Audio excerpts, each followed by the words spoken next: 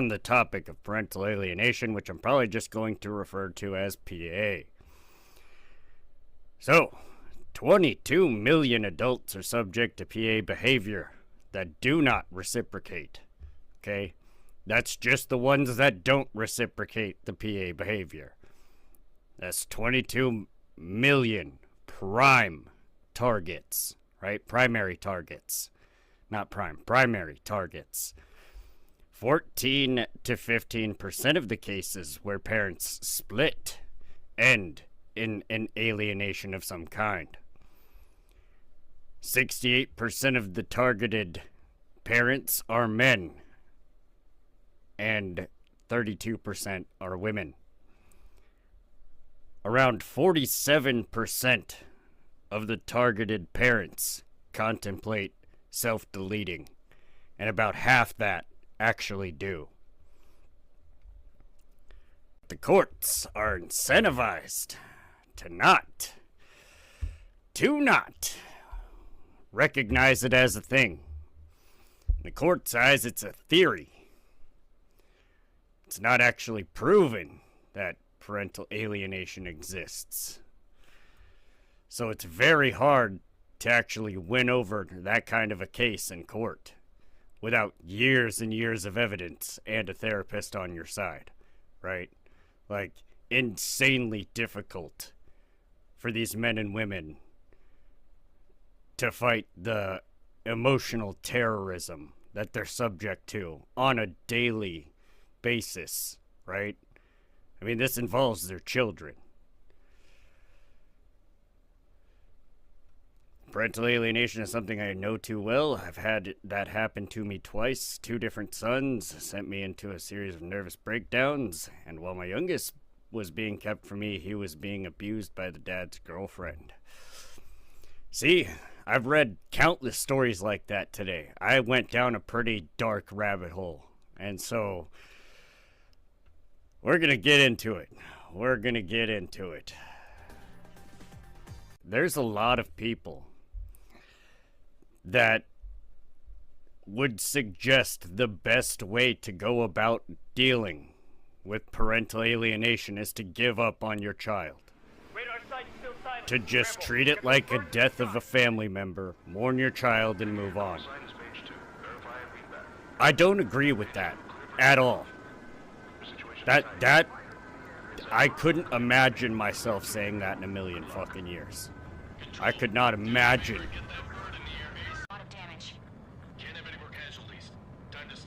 There were some other good things in there that were people like, you gotta stay calm, you know what I mean? You gotta it's like walking on broken glass scenario. It's a very difficult situation, and it's extremely complex because it's different amongst every family situation. So it's not like one set of advice is gonna work for everyone, which makes it extremely difficult to deal with in a court setting, right? And a lot of the instances happen in, a private setting that's not necessarily being recorded or anything like that. So, the constant abuse from the alienator, right, goes unchecked.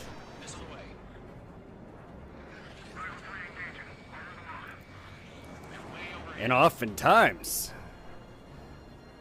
the person being alienated is made to look like a crazy person. They're just made to look like a fucking loony.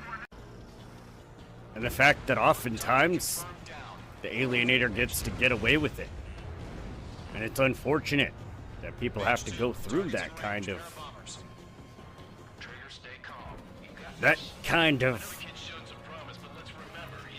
like pain and suffering, right? And it seems to be all on a basis of control, right? A lot of the times this stuff goes on, it's because one parent just has a complete and utter disdain for another parent. And it's not only the children that are affected, the people that are alienated They get ostracized by their extended family too, because their extended family starts to wonder whether or not they're an effective parent, or some of the things, rumors and such, are being spread are true. It creates all kinds of problems and doesn't leave anybody with a support structure, right? And so that's the hardest part, why people end up taking their own end into consideration. One of the interesting things I was reading on today was that oftentimes they'll blame it on abuse, right?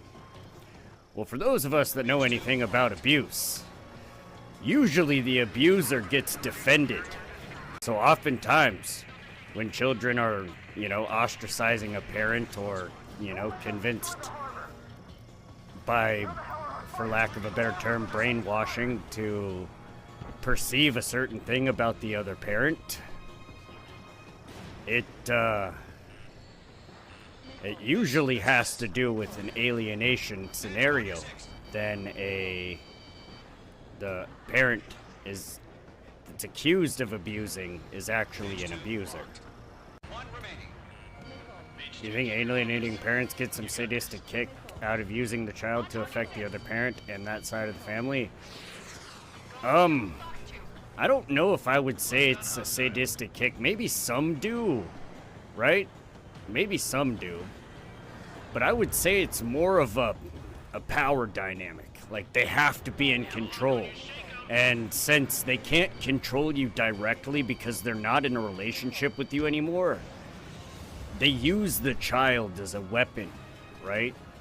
As a means to control you.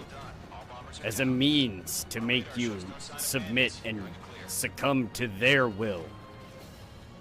And if you fuck up one time, well, then that's your punishment. It's a control factor. It's very narcissistic behavior, right? Very narcissistic behavior. So the question was, for those who gave up, what happened, right? Was it something incredibly hurtful in particular, or you simply accepted that you lost? One person answers, a combination of both. I realized that no matter what I say or do, I will never be accepted. In the eyes of my child, I can't do anything right. My child is an adult who can't be encouraged to love me if they don't have those feelings. My child's mind was, quote-unquote, programmed over the course of decades to view me negatively, and I realized that I will probably never be able to change that. It's a brutal realization to know that someone who I loved with all my heart is effectively lost to me forever. I cried countless tears over the situation, but it doesn't help. I know that this will destroy me if I continue to ruminate over it this endlessly, so in order to live out my remaining days in peace, I must accept this and carry on best I can with my own life. I pray that someday a miracle might happen and we can once again be reunited, but I think the chances of that will ever happen are very unlikely indeed. Life can be very, very hard and heartbreaking. My middle son basically snatched up by my very well-off ex-husband 5 months after my father died on what would have been my parents' 37th anniversary. Haven't seen my son in over 8 years. You know, the more disgusting thing, right? The more disgusting thing about it is, like, some of the accounts from some of the family members of parents that have deleted themselves due to, losing this fight, right? Some of the accounts from some of the family members are like, oh yeah, the other parent, we'll call them, no remorse, dude. No remorse at all. So it's like, person ends up self-deleting and they're like, pathetic. And it's like, what? The lack of responsibility, holy shit. You caused this, and you're gonna turn around and say that just proves how pathetic they were? That's mind-blowing. But it makes sense. It totally fits the narcissist paradigm, right? Anything to make the, opposing parent look bad and make themselves on some kind of high ground. But for the ones that, like anybody who's in that situation, who's contemplating giving up on your child, don't. There are quite a few stories I read today where it's like, child turned 46 and realized, oh shit, I've been lied to my whole life. You know what I mean? What do I do?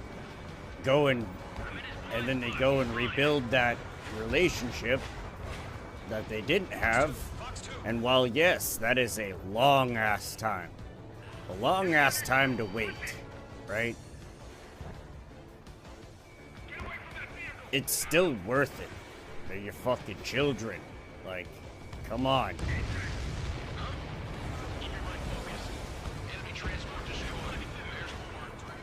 Never give up. That is not how we do things. We do not give up in this world. Especially not on the children. They're the future.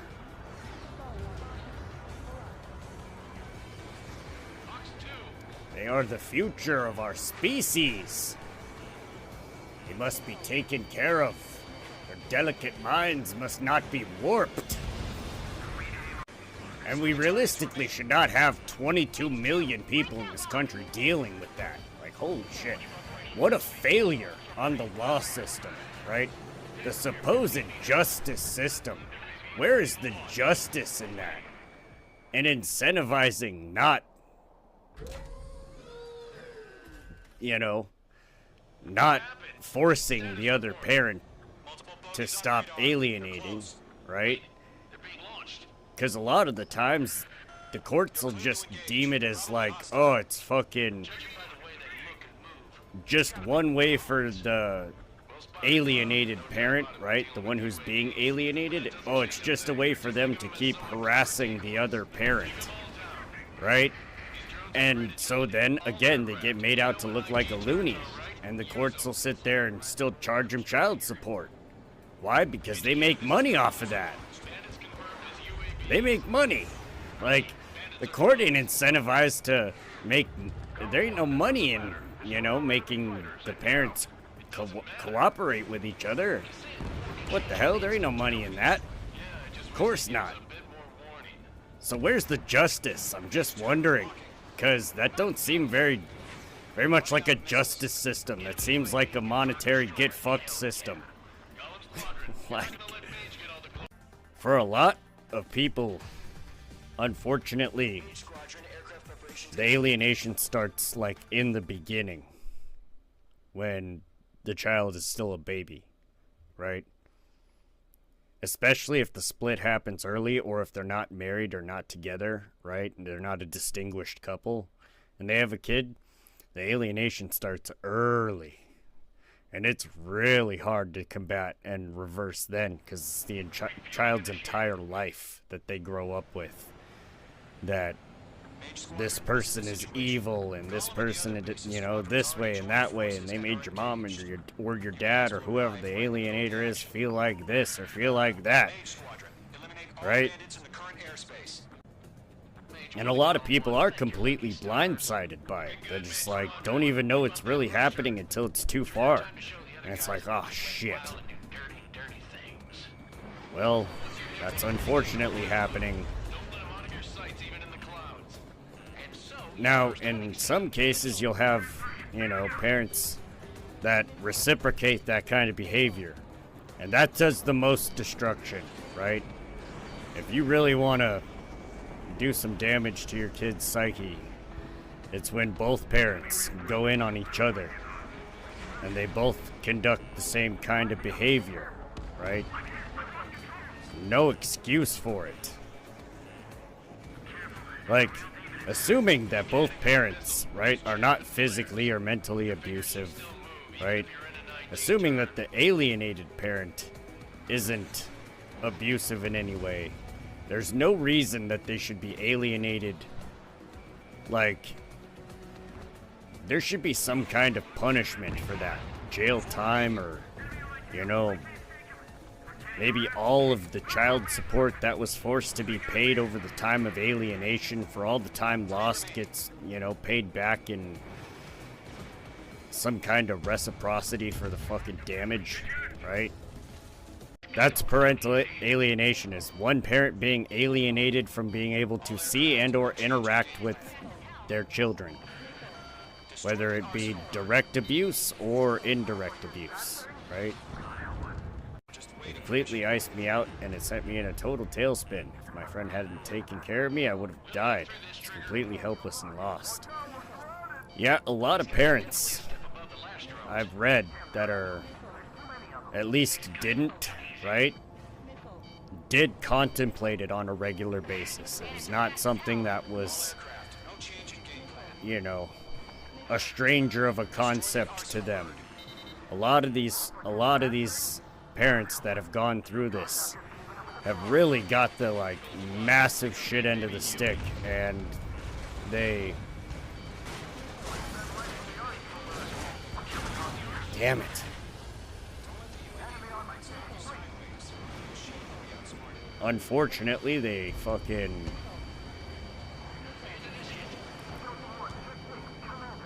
take the other way out, right? Now, for me, I don't think that's the best option, right? Because then, ultimately, what happens? You lost the fight for good. There is no opportunity. I read a story that this one kid wrote, right? In regards to, his experience. He was the kid in the situation, right? And he, after some time, you know, had some dispute with his mom and tried to seek out his dad, who he was alienated from. And he found his dad in the obituaries and was like, now I'll never get to know, you know, now I'll never get that chance.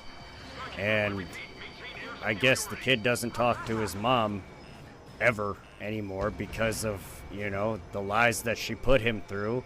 And now he'll never get the opportunity to have a relationship with his dad. I just don't think behavior like parental alienation is justifiable in any way, shape, or form. Other than, right, if there's some kind of sick abuse going on from one of the parents. If there's a sickening level of abuse going on from one of the parents, then that parent should be alienated, right? I hate to be that guy, but if you're gonna be like Chester molester and shit, you should be alienated from all children. But those aren't the people we're talking about. That's not who this discussion is, you know, focused on. This discussion is focused on the good parents that get fucking shafted. The good parents that would love to have a relationship with their children that don't get to because of this false narrative that gets created around them. That, you know, would make it seem like they're evil people when they're really not. For all the parents that fight tooth and nail just to get 5 minutes with their kid, let alone years.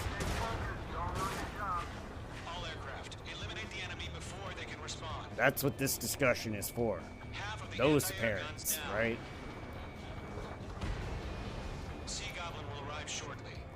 The ones that actually truly do love their children would be there if they got the opportunity, would spend every waking moment with their flesh and blood. Mission still in progress. Stand by.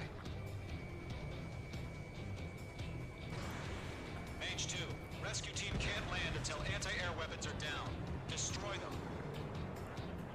All anti-air guns destroyed.